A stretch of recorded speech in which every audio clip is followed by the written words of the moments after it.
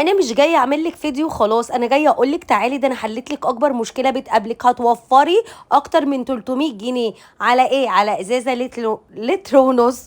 تعالي هنا هنعمل 4 كيلو ب 30 جنيه.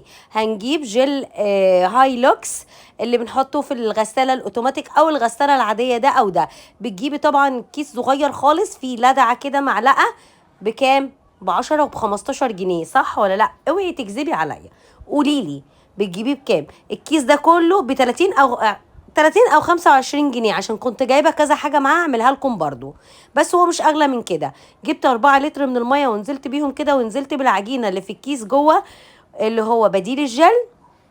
حلو قوي يا بنات، ريحته تحفه، بينضف وجميل وبيتقل وبيبقى حاجه كده روعه بجد. توفير التوفير. كمان هسيب لك تطبيق تحت في الكومنتات بجيب كل الافكار دي من عليه. بس صلي على النبي واعملي لايك وشير عشان الكل يستفاد. شايفين؟